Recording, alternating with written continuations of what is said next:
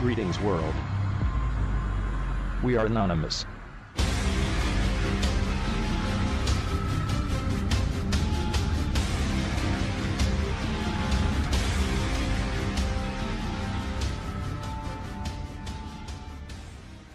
Russia is one of the more powerful nations in the world. With the power, however, comes enemies. One of its enemies has a slight financial hold over Russia, and that power comes in the form of dollars. The relationship between the East and West is now at a stalemate. Moscow's reaction to Western encroachment and accusations comes from President Vladimir Putin, who has proposed to withdraw the Russian state from the international banking system, moving towards a more traditional gold-based system. Russia isn't alone in this.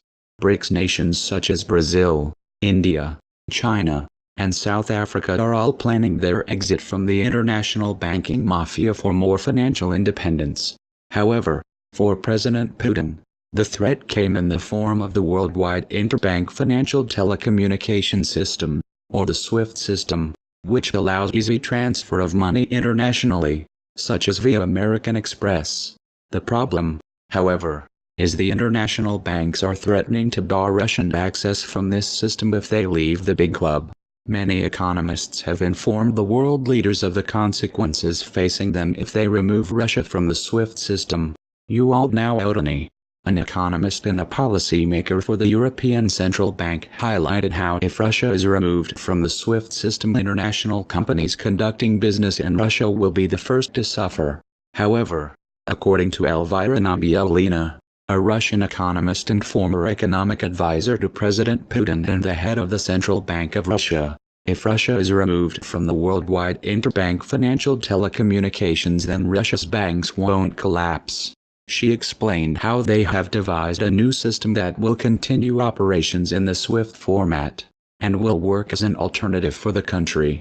According to a report published last year, more than 300 banks in Russia have adopted the SWIFT alternative, the system for transfer of financial messages, or SPFS as the Russians call it. Furthermore, to enhance the SPFS system, Russia's central bank's first international branch in Beijing was opened, and the Chinese opened a financial institution in Russia to strengthen the financial relationship between the two nations and the beginnings of the de-dollarization.